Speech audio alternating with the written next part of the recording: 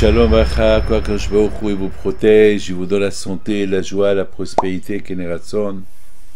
Alors aujourd'hui, nous allons parler un peu sur Yaakov Abinu alav Shalom. Yaakov Abinu était un grand tzaddik. Il a souffert toute sa vie. Mais toute sa vie, il était un homme de Torah. On l'appelle le grand Titen Emet Yaakov. On dit il était Sara Torah, le patron de la Torah. De toutes les conditions où Yaakov Abinu se trouvait, il ne s'est pas relâché de la Torah. Même lorsqu'il était chez son beau-père, son oncle Lavan, qui était Racha, Yaakov Abinu, il n'a pas pris de lui. Il était toujours avec la Torah. Alors, à l'époque, il n'y avait pas des livres. Aujourd'hui, grâce à Dieu, on a des livres. À l'époque, il n'y avait pas des livres. Alors, il y avait quoi? La Torah. La Torah par cœur. Vous imaginez aujourd'hui, pour apprendre une Mishnah par cœur, ça prend du temps. C'est pas facile. Ça veut dire que c'est une répétition. Il répète, il répète, il répète. On raconte que Avdei Youssef alav Shalom, le médecin lui a dit il faut faire au moins 20 minutes de marche chaque jour. Alors chaque jour il sortait, il faisait 20 minutes de marche. Alors il y a quelqu'un qui lui a posé une question. Mais comment tu sais que tu as fait 20 minutes de marche? Comment tu sais? Puisque tu n'as pas de montre, tu n'as rien du tout. Comment tu sais? Il lui dit une fois, je suis parti avec ma femme, j'ai pris avec moi un livre de Mishnayot et j'ai lu 20 minutes de Mishnayot.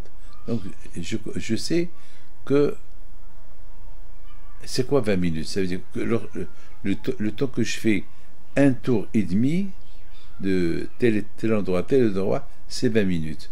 Alors pendant 20 minutes, je répète les Mishnayot.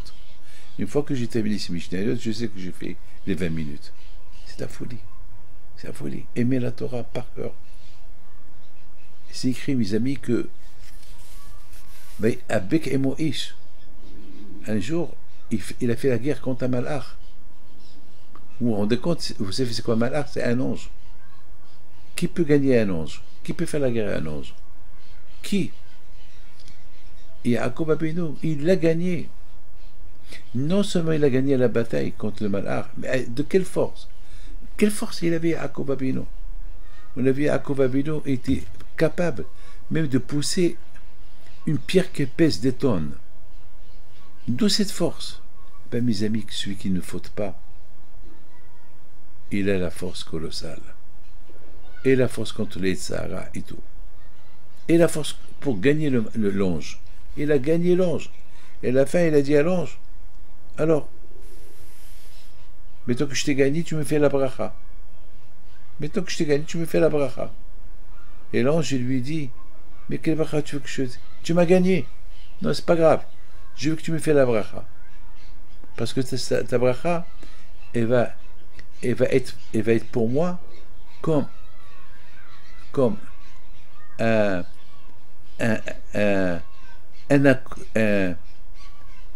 va être pour moi comme une monda d'Ari contre Esav. Comme ça, Esav ne peut plus m'embêter. Parce que toi, tu représentes Esav. Pour moi, ta bracha, ça veut dire que Esav ne peut plus me faire du mal. Il lui dit, mais si tu m'as gagné, tu l'as gagné. Il dit, mais quand même, je vais un papier, je vais une bracha. Je veux que ce que tu vas, la bracha que tu vas me faire, elle va écrire dans la Torah. Yela Kiyom. C'est-à-dire, la bracha, elle va être pour moi et pour toutes mes générations. C'est dans la bataille que on a survécu la Shoah, on a survécu beaucoup de choses.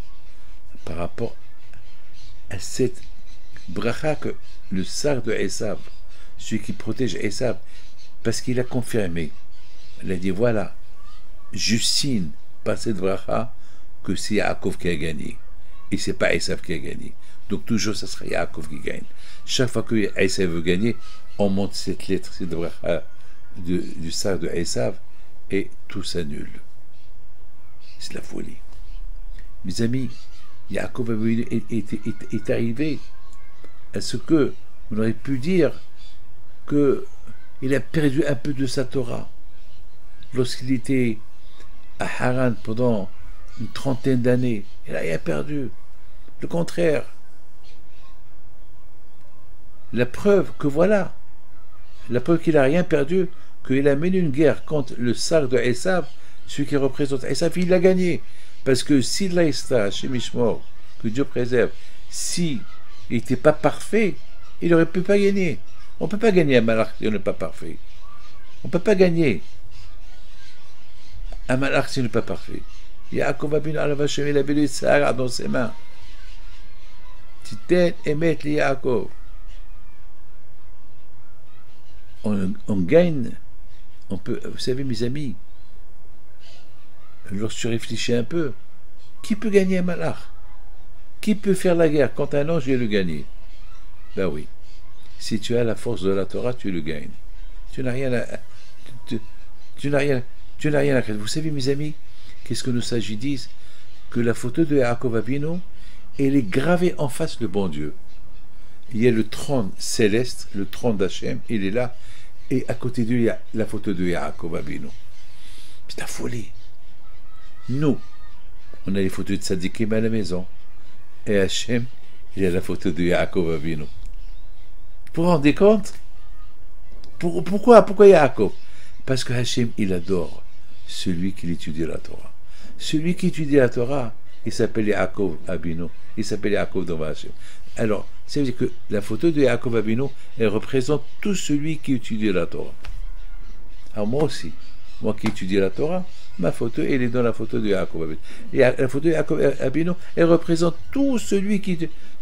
Tu n'as pas besoin d'être un tzaddik, un barbu, même un juif qui étudie la Torah. Tu te donnes le temps pour moi, alors ton visage, il est à côté de moi. Aïe, aïe, aïe. Que Dieu vous protège. Que les échos de Yaakov Avinu soient avec vous. Amen.